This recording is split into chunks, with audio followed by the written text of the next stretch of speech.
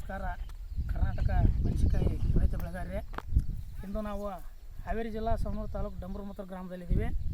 ಅಣ್ಣಾರ ನಿಮ್ಮ ಹೆಸರು? ಎಲ್ಲೋಜಿ ಕಾಗಲೆ ಸರ್. ಎಲ್ಲೋಜಿ ಕಾಗಲೆ. ಎಲ್ಲೋಜಿ ಅವರ ಈಗ ಒಂದು 15 ದಿನದಿಂದ ನಮ್ಮ ಕಂಪ್ನಿ ಪ್ರಾಡಕ್ಟ್ ನಿಮ್ಗೆ ಕೊಟ್ಟು ಹೋಗಿದ್ದೆ, ಗ್ರೋತು ಕಿಂಗ್ ಡೆವಲಪರ್ನ. ಇದನ್ನು ನೀವು ಯೂಸ್ ಮಾಡಿದಿರಿ. ಏನೇನು ಮಾಡಿದಿರಿ?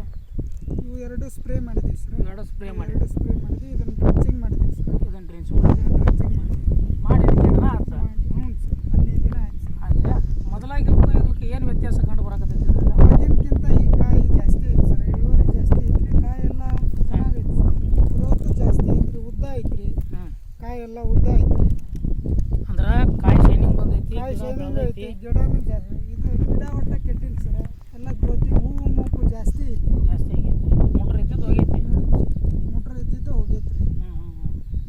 ಸರ್ ಬರ್ರಿ ಇಲ್ಲಿ ನೋಡ್ರಿ ರೈತ ಬಾಂಧುಗಳೇ, ನಮ್ಮ ಕಂಪ್ನಿ ಪ್ರಾಡಕ್ಟ್ ಆದ ಕಿಂಗ್ ಗ್ರೋತ್ ಮತ್ತು ಡೆವಲಪರ್ನ ಯೂಸ್ ಮಾಡಿ ಮೆಣಸಿನಕಾಯಿ ಬೆಳೆಯಲ್ಲಿ ಅಧಿಕ ಇಳುವರಿಯನ್ನು ಪಡೆದುಕೊಂಡಿದ್ದಾರೆ ಎಲ್ಲೋಜಿ ಅವರು.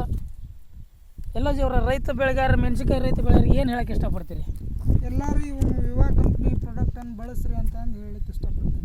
ಹೆಚ್ಚಿನ ಗ್ರೋತನ್ನು ಪಡಿಬೋದು. ನಾವೀಗ ಯಾವ ಕ್ರಿಮಿನಾಶಕ ಅವ ಇವು ರಾಸಾಯನಿಕ ಬಳಸೋದಕ್ಕಿಂತ ಇವು ಸಾವಯವದ್ದು ಯೂಸ್ ಮಾಡೋದ್ರಿಂದ ಒಳ್ಳೆ ಲಾಭ ಐತಿ ನಮ್ಮ ಕಡೆಗೆ, ಮತ್ತು ಕಡಿಮೆ ರೇಟ್ ಒಳಗೆ ಐತ್ರಿ. ಅದರಿಂದ ಉಪಯೋಗ ಐತಿ ಅಂತ ನಮಗೂ ರೈತರಿಗೆ ಲಾಭ ಆಗುತ್ತೆ. ಈಗ ಮೆಣಸಿನಕಾಯಿ ನೀವು ಹಾರ್ವೆಸ್ಟ್ ಮಾಡಿ ತೊಗೊಂಡೋಗಿರ ಮಾರಿದ್ರೆ? ಮಾರಿದ್ದೀವಿ ಸರ್, ಮಾರಿದ್ದೀವಿ. ಅವಾಗ ಇಳುವರಿ ಹೆಂಗೈತ್ರಿ? ಇಳುವರಿ ಜಾಸ್ತಿ ಆಗೈತೆ ಸರ್. ಇದಕ್ಕಿಂತ ರಾಸಾಯನಿಕ ಯೂಸ್ ಮಾಡಿದ್ರಿ ಒಂದನೇ ಬೀಡ್ ಹರಿಯುವಾಗ.